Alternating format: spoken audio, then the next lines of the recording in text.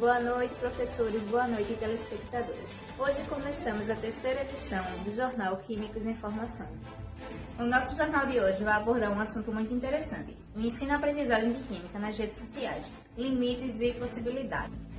A história da tecnologia da educação tem início nas civilizações antigas. Ficou curioso para saber como se aconteceu esse processo? Fique conosco e vamos descobrir como foi a evolução tecnológica e como ela impactou nos processos educacionais. O que podemos entender como tecnologia? O que vem na sua mente quando falamos essa palavra tecnologia? Aposto que vem logo celulares, tablets, computadores e entre outros. Mas especialistas da área definem tecnologia como algo muito mais do que isso. Segundo os especialistas, tecnologia é um conjunto de métodos, técnicas, processos ou procedimentos utilizados na atividade humana, não se restringindo apenas ao uso de celulares, computadores e etc. Um exemplo de tecnologia é quando criamos uma técnica para estudos. Isso é uma questão de tecnologia aprimorada e voltada para o nosso conhecimento. A história da tecnologia na educação, do uso da madeira à tecnologia digital. Ainda que muitos estudiosos acreditam que o século XX foi o início da história da tecnologia na educação, sabe-se que desde a educação, na sua origem, ela se utiliza de tecnologias. Isso é o que afirma o ex-ministro da Educação, para Dermavalbuzi. A educação está cercada de tecnologia praticamente desde 1650. Um exemplo de tecnologia é a Hornbook. Ela foi uma técnica utilizada como madeiras impressas para ensinar crianças a ler e escrever textos religiosos.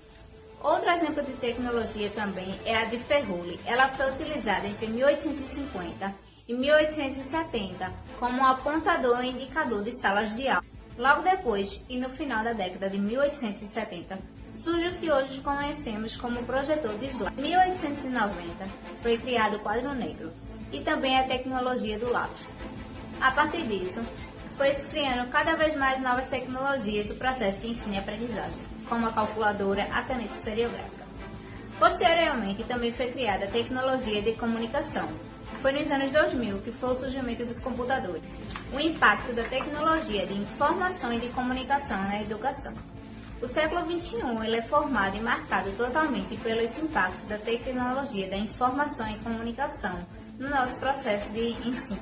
Com o surgimento da Web 2.0, nomenclatura utilizada pelos pesquisadores para definir a web como um processo dinâmico, interativo e intuitivo, revolucionário na educação. A partir disso, tanto docentes como os discentes começaram a criar conteúdos e compartilhar nos seus dispositivos conectados à web. Os docentes então começaram a criar fóruns de comunicações com alunos que dá espaço à discussão.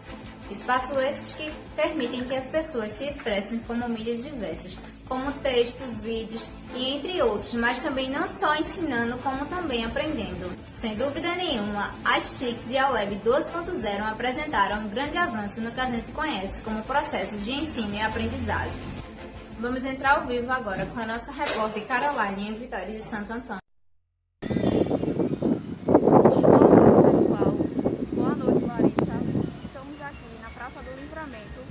Para fazer uma entrevista sobre esse momento que estamos vivendo, a sala de aula invertida.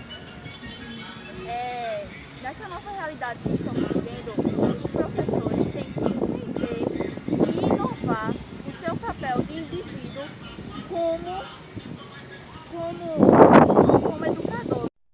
Nesse momento, minha gente, a gente vai agora entrevistar o aluno de Química, que ele está aqui. O que você está achando dessa nova realidade que estamos vivendo, tipo de se adaptar, porque antigamente você tinha aquele hábito de se acordar cedo, de estudar essas coisas.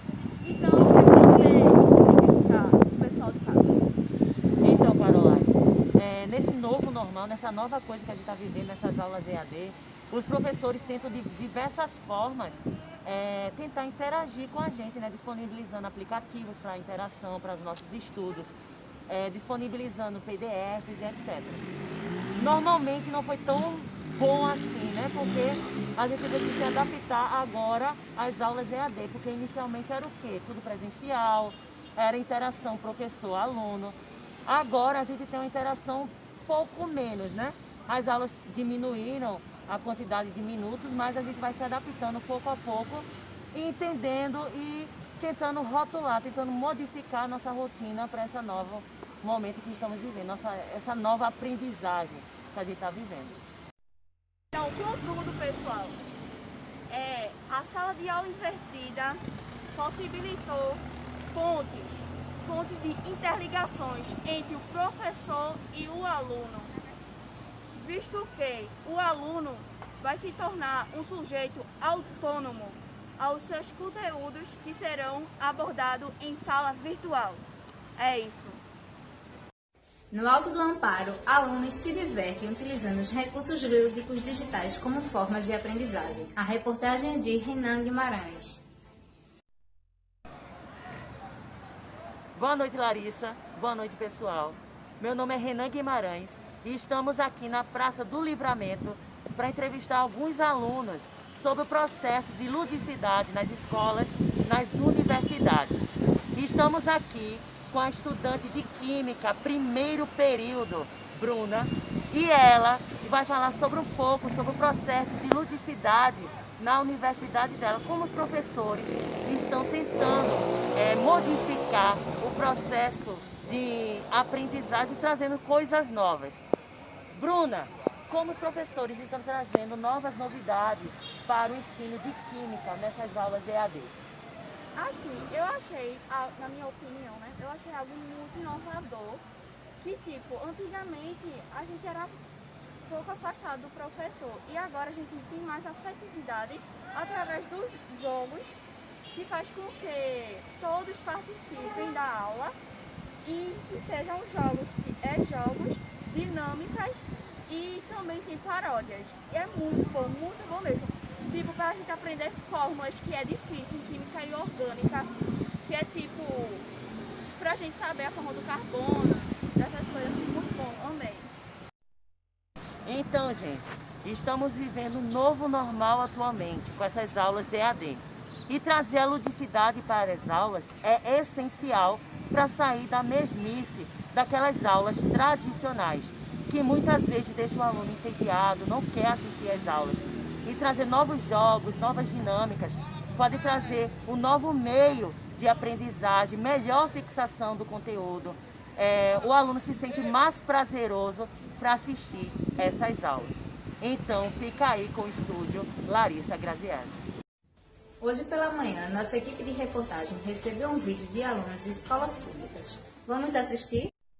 Boa noite, Larissa. Meu nome é Eduarda e eu sou estudante de Química do primeiro período.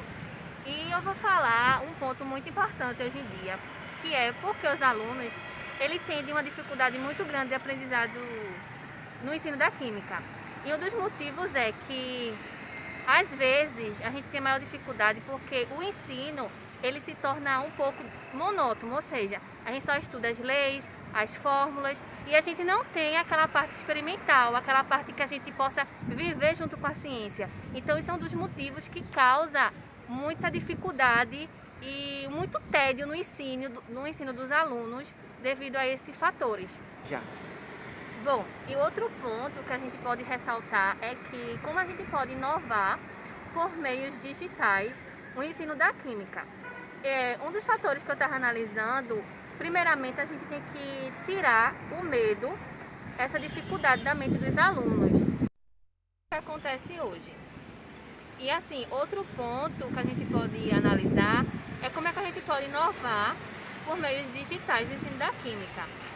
Primeiramente, a gente tem que tirar esse medo dos alunos de que o ensino da Química é difícil, porque a ciência da natureza em si ela é muito complicada para os jovens hoje entender, tanto a química como a física, como a matemática, mas a gente tem diversas formas, mesmo por meios digitais, de abranger todo mundo para que todo mundo possa, de uma forma mais fácil, poder entender. A gente tem as formas de plataformas, a gente pode criar quiz de perguntas, desenvolver perguntas para eles responder, porque assim ele vai estar no meio tanto virtual como no meio real, no mundo real, adquirindo conhecimento, mesmo estando longe presencialmente.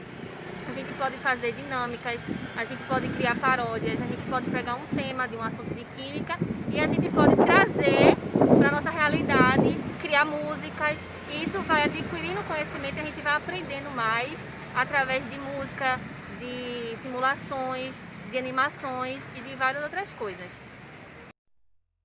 Dando continuidade, eu vou falar agora sobre a interdisciplinaridade no mundo digital.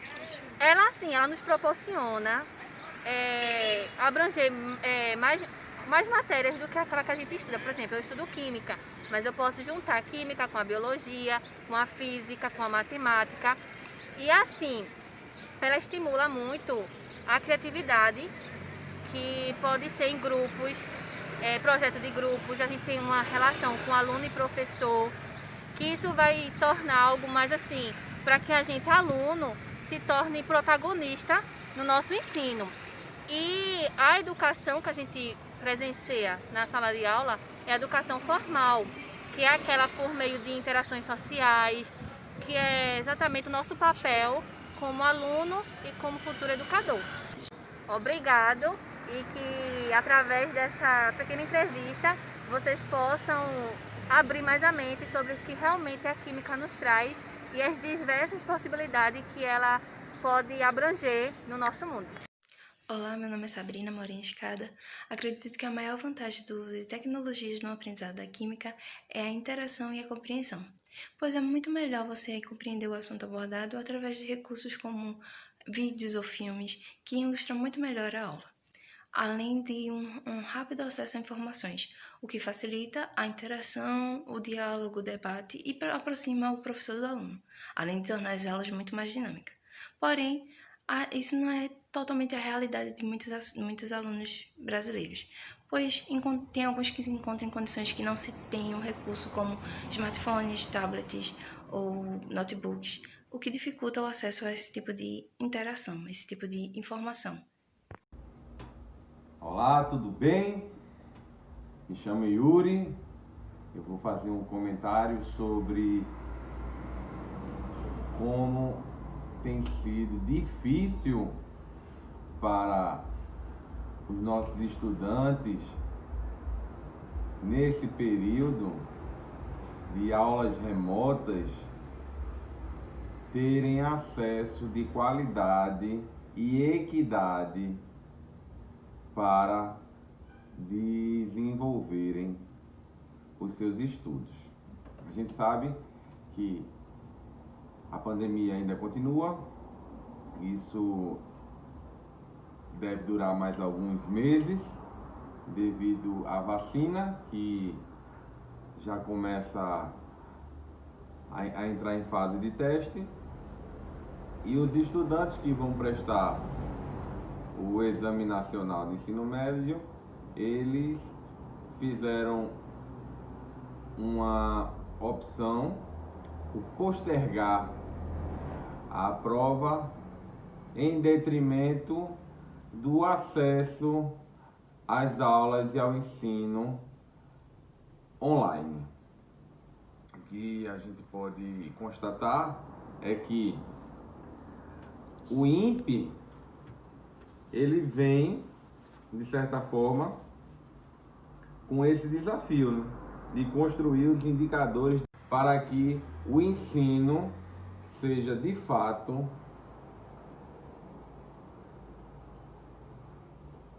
permanente e continuado. Como vocês sabem, não basta só a educação para adultos, é necessário a educação, não basta só a educação para os jovens, as nossas crianças, é necessário também a educação para os adultos. E isso é uma dificuldade, porque as crianças, elas têm a carência da tecnologia e os adultos, eles são um tanto desprovidos de conhecimentos tecnológicos. Então, o que poderia ser feito? A gente sabe que os adultos, eles precisam ser inseridos e as crianças necessitam de equipamentos para poder dar continuidade nos seus estudos que estão acontecendo. Porque o Enem não acabou. O Enem ele não vai ter esse ano, mas no próximo ano, logo no começo do próximo ano, ele vai acontecer. Então, é difícil para um jovem que, vocês sabem, não basta só a educação para adultos. É necessário a educação, não basta só a educação para os jovens, as nossas crianças. É necessário também a educação para os adultos. E isso é uma dificuldade, porque as crianças, elas têm a carência da tecnologia e os adultos, eles são um tanto desprovidos de conhecimentos tecnológicos. Então, o que poderia ser feito?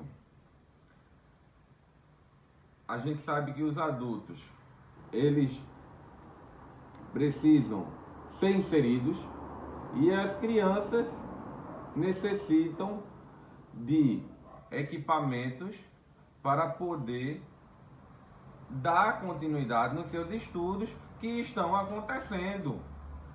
Porque o Enem não acabou. O Enem ele não vai ter esse ano, mas no próximo ano, logo no começo do próximo ano, ele vai acontecer. Então, é difícil para um jovem que mora numa região mais remota ter acesso ao conteúdo do exame da prova.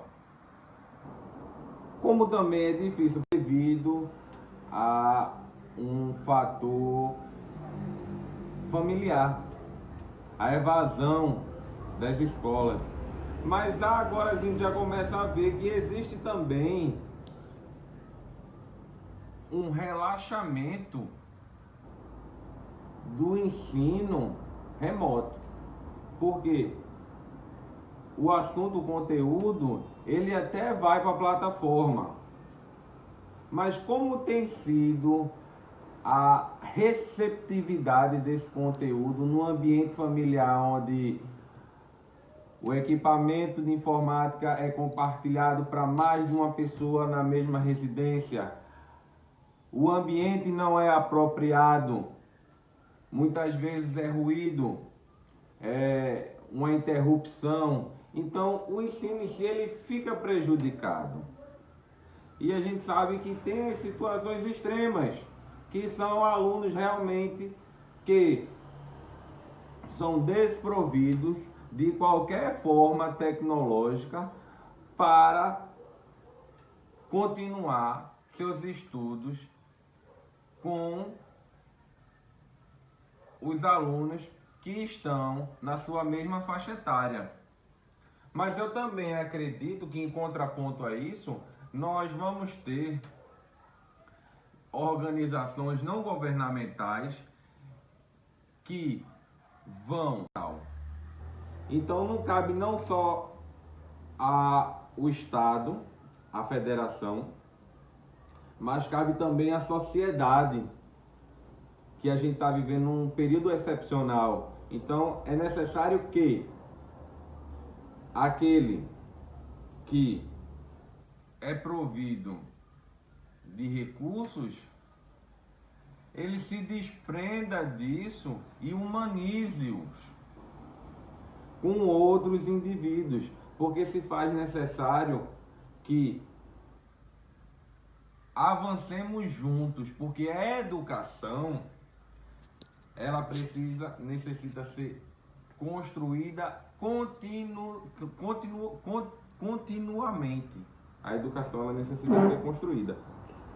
Então, só o indivíduo capaz de transmitir o conhecimento ao seu semelhante, independente da adversidade que ele esteja enfrentando, ou ele ou seu semelhante, e o conhecimento vai ser pleno quando há essa troca.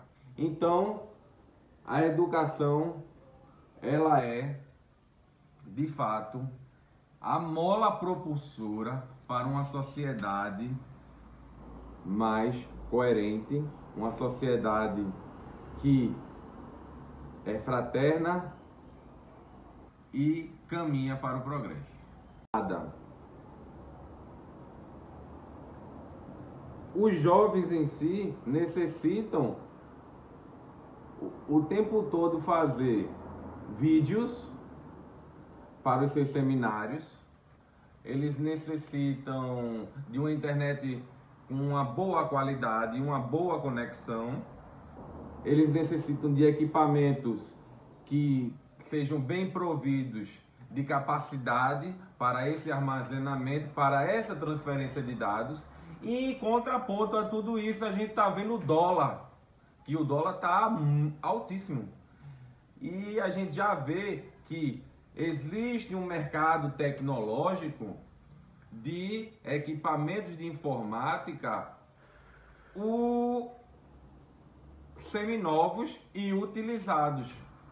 Então, o que é necessário? É necessário uma tecnologia nacional capaz de suprir tudo isso, para que não fiquemos refém tão somente do dólar. E como é que seria?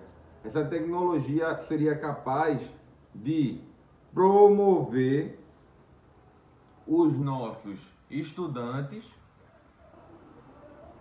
a tutores dos nossos adultos. Justamente, eu agradeço a minha participação. E por hoje é só. A terceira edição do Jornal dos Químicos e Informações fica por aqui. Tenha uma boa noite e uma ótima quarta-feira.